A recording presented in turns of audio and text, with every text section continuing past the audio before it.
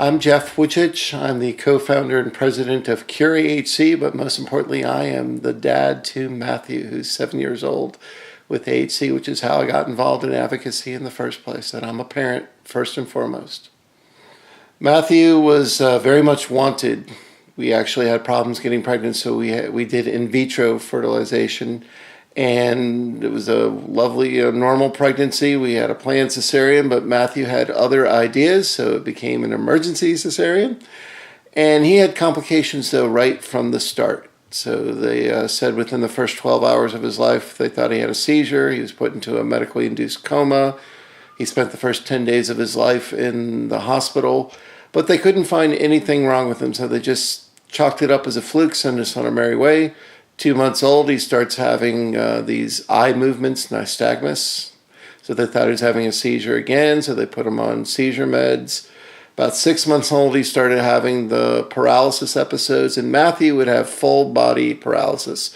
It would start in one limb, go full body, and it would last for days at a time, except that he would have about 15 minutes or so of movement when he woke up from sleep. And then we'd have a few weeks where he wasn't paralyzed, but he was still pretty lethargic in terms of movement, not meeting his milestones and whatnot. And then we'd have these bouts again. And so it became an agonizing search, doing video after video, sending to neurologist after neurologist. And finally, about 18 months, we found a neurologist who had treated several children with this disorder. And so back at that time, he had to do this whole 3-day hospital stay and do all these tests and eliminate all these realms of possibilities. And when those were eliminated and you were left with the symptoms that Matthew had, you got labeled with alternating hemiplegia of childhood. And so we did that, and so he was labeled. And a few months after that, we almost lost him. He had a prolonged paralysis episode, had trouble breathing, that landed him in the hospital. After that resolved, he had a full-blown seizure. He wound up in a medically induced coma again. We felt completely lost, and there was nobody really to turn to. So we figured after that we would get involved in advocacy because we wanted to make a better and brighter future for Matthew.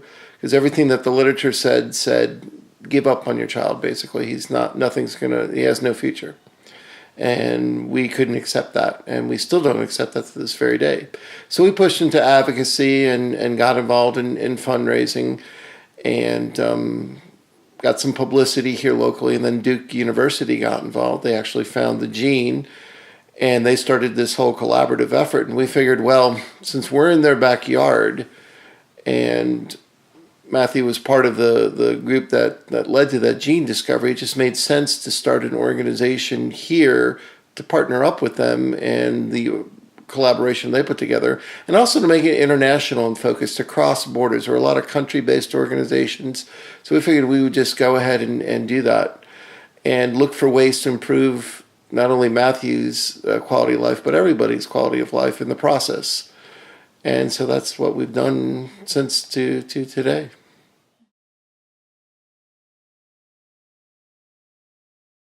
The bad days are always the worst to deal with. That's the most difficult thing about having a child with AHC, is to see when Matthew has good days and see all the progress he's making, and to see that basically evaporate when he's having a really bad day and not knowing, how bad is this going to be? What is going to happen? Just that whole sense of helplessness is the worst part. I once termed it, and I still term it, it's like losing your child on a daily basis. Because they do go away for a time. I mean, the child that's laughing and loving there is suddenly replaced with this, this person who's just kind of, ooh. And it's scary. I mean, it's scary to try and figure out, is this something that needs medical attention or not? And it's like you're hyper vigilant. You're always on watch. Every little thing you're questioning, is this normal? Is this okay? Is this not okay? Do I need to call a hospital? All those sorts of things go through your head. And so, it's hard to sleep at night. We'll put it that way.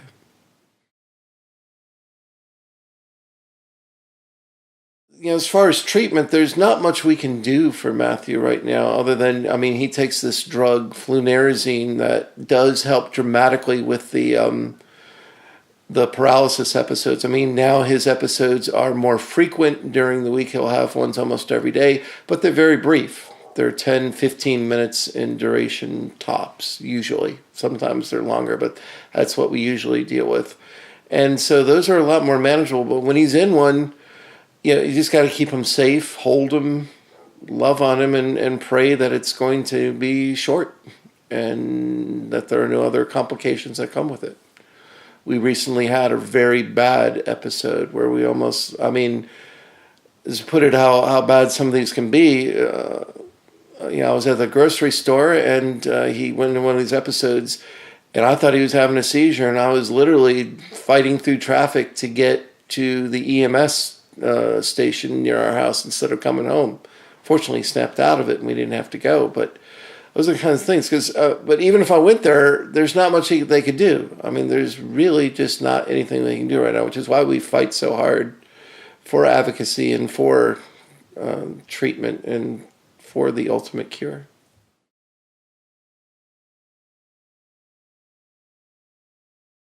One of the most frustrating things about my day is the fact that there's just a tremendous need for funds for research on here. I sell software for a living, and well, my bosses even know this, that it's a lot of times very difficult to focus on doing that when I want to be out there trying to tell people about AHC and get them to fund the research. I mean, we're always of the mindset that we're treating this as if our kids are going to die tomorrow from this, and I just live with that kind of sense of urgency. Even that may not be the case. I mean, it's not. Although some have died from this disease, it's not generally something that impacts the longevity of our children and adults. It very much affects the quality of life, and that's again what keeps me up at night and frustrates me to no end, because you see some of these silly things on TV that people spend money on and millions and billions of dollars, and you're like we just having elections here today in our country, and they talk about here in a local campaign where hundreds of millions of dollars were spent on the ads, and that essentially it had zero effect on the outcome of the of people's feelings about who they were going to vote for. Imagine if even a fraction of that was devoted to our research, the economic impact that could have in a positive way. Because, people don't realize it's not just the child that suffers, it's the whole family that suffers. I mean, I don't make nearly as much money as I would be making if I wasn't focused on this. My wife doesn't either. I mean, and then the impact of having the things that we need to take them to therapy visits and all those things. It's just a tremendous impact. So the fact that a research dollar could have such a tremendous positive effect, I wish that was more apparent to more people, and that more people thought that way, that it's an actual investment that could pay huge dividends economically. Not to mention the fact that it could change the life of our family.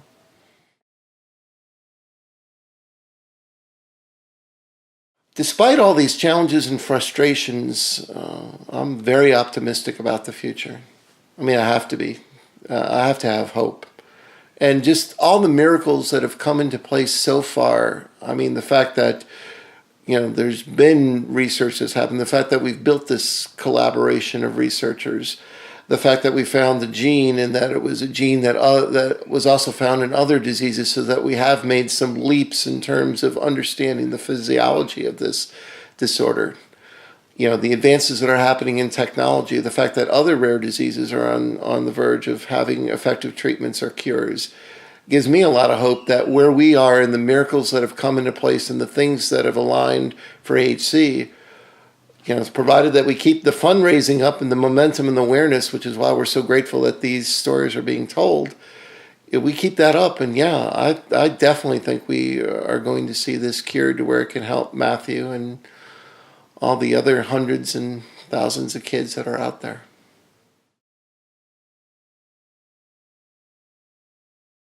I know one thing that sits in my mind a lot about things that are out there in the news and the media is this whole thing about the cannabinoid oil.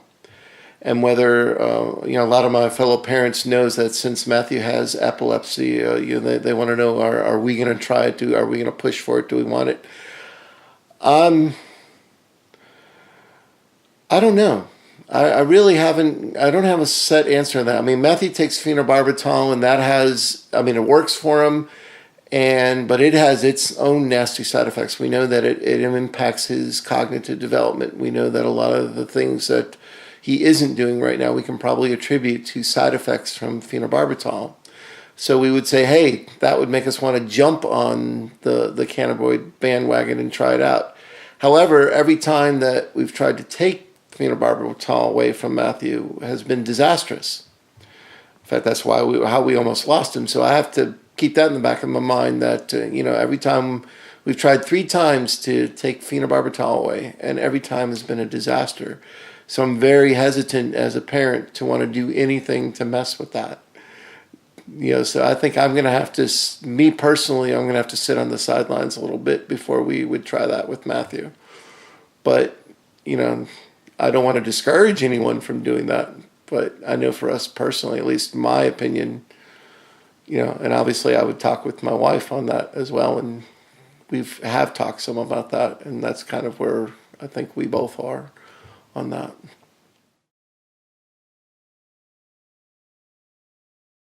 If I could leave people with one thought, it would be that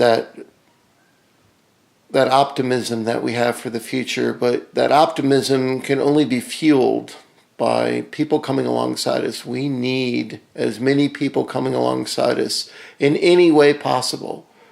I mean, you never know what impact your generosity, your involvement might have on the future. No gift is too small, no involvement is too little. Anything and everything you do does make a tremendous difference towards the future for our kids.